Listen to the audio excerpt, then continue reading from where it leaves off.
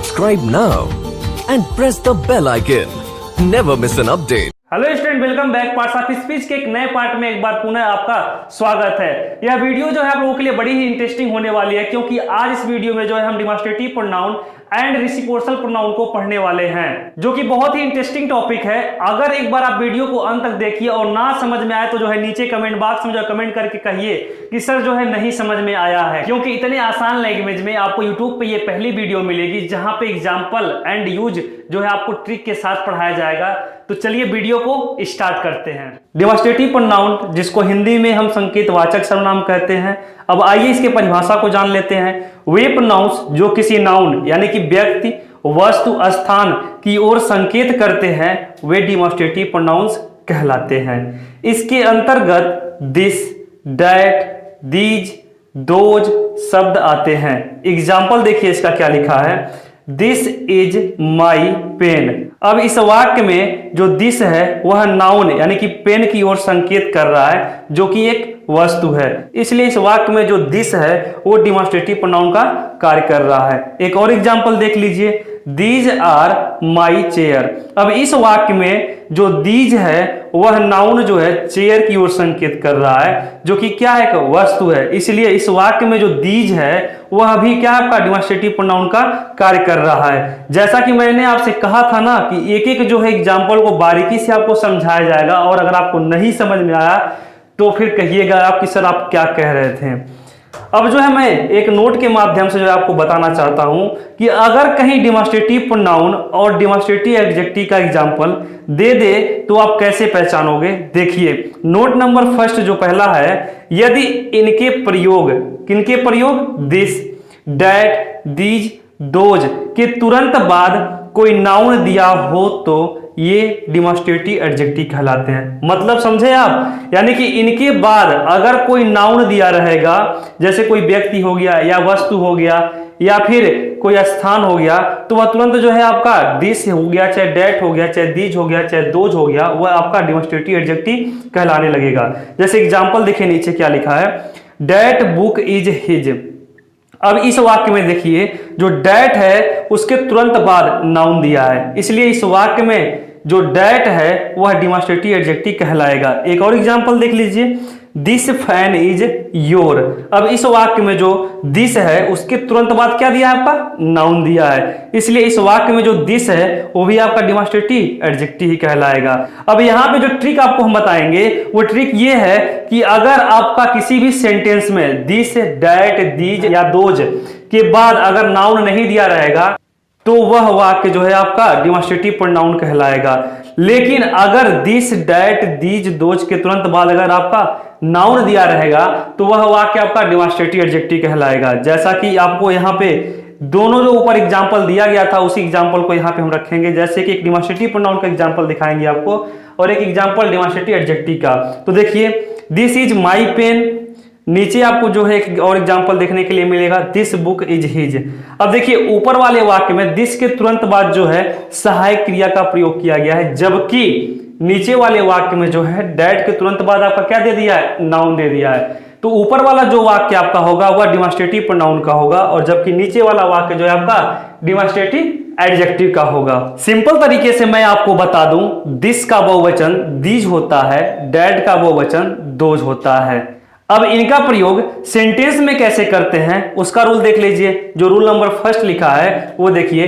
This का प्रयोग समीप की एक व्यक्ति या वस्तु के लिए होता है, जबकि दीज का प्रयोग समीप की एक से अधिक व्यक्ति या वस्तु के लिए होता है। मतलब समझे आप लोग, जैसे मान लीजिए कोई नजदीक की एक वस्तु या एक व्यक्ति है, उसके लिए हम दिस का प्रयोग करेंगे, लेकिन जब समीप में ही दो से अधिक व्यक्ति या वस्तु रहेंगे तो उसके लिए दीज का प्रयोग करेंगे। जैसे एग्जाम्पल देखिए, दिस इज कैट। अब यहाँ पे किसी एक चीज की बात की गई है, इसलिए यहाँ पे दिस का प्रयोग हुआ है। जैसे दिस इज कैट, यह एक बिल्ली है। इसके हिंदी अनुवाद से ही हमें पता चल जा रहा है कि कोई नजदीक की ही वस्तु की बात की गई है, इसलिए यह सिंगुलर के लिए प्रयोग किया गया यहाँ पे दिस। अब जो नीचे एग्जांपल है दीज आर कैट्स, अब यहाँ पे भी समीप के ही कोई चीज की बात की गई है, लेकिन यहाँ पे बहुवचन के रूप में प्रयोग हुआ है। जैसे कैट्स माने बिल्लियां हो जाएगा, तो इसके लिए हम यहाँ पे दीज का प्रयोग कर दिए हैं जो कि प्लूरल है। अब देखिए रूल नंबर 2 जो है, दैट का प्रयोग दूर की एक व्यक्ति या वस्तु के लिए होता है। मतलब समझे, यानी कि दैट का जब आपको प्रयोग करना रहेगा तो वह दूर की एक व्यक्ति या वस्तु के लिए आप करेंगे, जबकि दोज का प्रयोग दूर की एक से अधिक व्यक्ति या वस्तु के लिए होता है। मतलब ये कि अगर आप दोज का प्रयोग करते हैं तो वह दूर की वस्तु के लिए जो है आप करेंगे, जो कि एक से अधिक रहेगी। जैसे एग्जाम्पल देखिए नीचे, That is a book, those are books। अब देखिए इन दोनों एग्जाम्पल में, यानी कि that is a book, यानी कि इसका जब हिंदी हम अनुवाद करेंगे तो यह होगा इसका हिंदी अनुवाद, वह एक किताब है। अब इसके हिंदी अनुवाद से ही हमें पता चल जा रहा है कि वह एक किताब है, यानी कि कहीं काफी दूर है। नीचे वाले में जो है पढ़ेंगे 2000 बुक्स, तो इसके हिंदी अनुवाद से पता चल जा रहा है कि वे किताबें हैं, यानी कि कहीं दूर की बात की गई है। तो ऊपर वाले में जो है सिंगुलर के लिए जो है डैट का प्रयोग किया गया है, और नीचे वाले में जो है प्लूरल के लिए दोज का प्रयोग किया गया है। वेट कहाँ चल दिया आप? वो कहते हैं ना पिक्चर अभी बाकी है मेरे दोस्त। अब हम पढ़ेंगे जो है रिसिप्रोकल प्रोनाउन के बारे में। तो देखिए रिसिप्रोकल प्रोनाउन, जिसको हिंदी में हम परस्परवाचक सर्वनाम कहते हैं, इसका जो डिफिनेशन है आइए वो जान लेते हैं।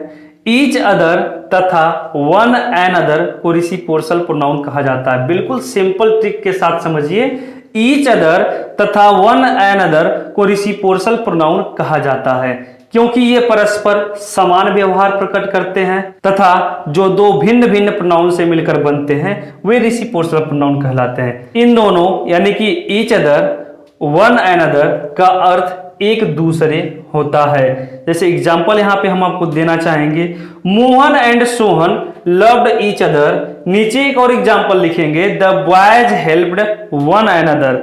इन वाक्यों में जो है परस्पर समान व्यवहार जो है प्रकट हो रहे हैं, इसलिए जो ईच अदर है या नीचे वाले वाक्य में वन एन अदर है वह रिसिप्रोकल प्रोनाउन है।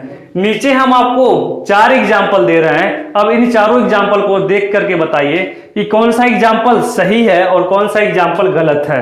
तो देखिए पहला जो एग्जाम्पल है, Ram and Shyam help each other. दूसरा जो है Ram and Shyam helps each other. तीसरा जो है Ram or Shyam help each other. चौथा जो है Ram or Shyam helps each other. अब देखिए इन चारों में बताइए कौन सा सही है और कौन सा गलत। सोचिए आप, सोचने के लिए जो है हम आपको समय देंगे 30 सेकेंड का, सोचते रहिए और सही जो है इसका जवाब बताइए कि क्या होगा।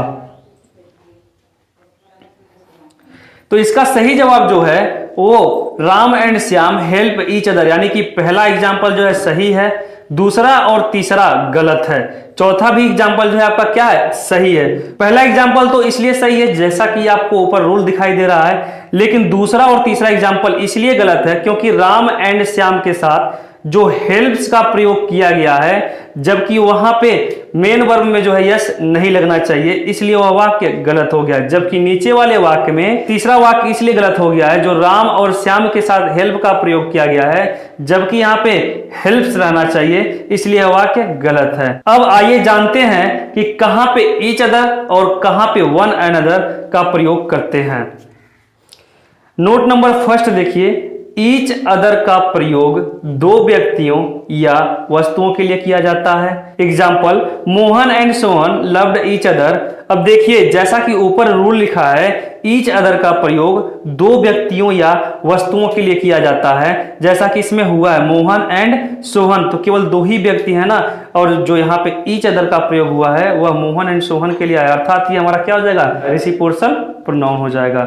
नोट नंबर 2 देखिए क्या लिखा है, जबकि वन एंड अदर का प्रयोग दो से अधिक व्यक्तियों या वस्तुओं के लिए किया जाता है, जैसे कि यहाँ पे एग्जाम्पल जो आप देख रहे हैं, the boys helped one and other. इसलिए दोनों जो है आपको ऊपर का एग्जाम्पल दे दिए ताकि आप कंफ्यूज ना होइए और बड़े ही आसानी से जो है आप समझ सकते हैं इसको।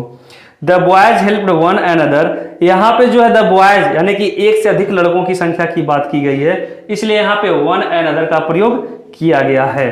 तो आज की वीडियो जो है ये आप लोग के लिए थी ना इंटरेस्टिंग वीडियो, कि आपको कितने आसान से आसान लैंग्वेज में जो है आपको समझा दिया गया है और एक एक एग्जाम्पल को जो है पूरे डिटेल में जो है समझा दिया गया है। अब आपसे मैं एक रिक्वेस्ट करता हूं कि नीचे जो है कमेंट बॉक्स में जो है कमेंट करना ना भूलिए कि आपको जो है वीडियो कैसी लगी। अगर कोई आपका क्वेश्चन छूट जाता है तो भी जो है आप नीचे कमेंट बॉक्स में जो है कमेंट कर सकते हैं, और जितना हो सके अधिक से अधिक जो है इस वीडियो को जो है शेयर करिए। और मैं नए व्यूअर से कहना चाहूंगा कि अगर आप हमारे चैनल पर नए हैं तो प्लीज चैनल को सब्सक्राइब कर लें। धन्यवाद।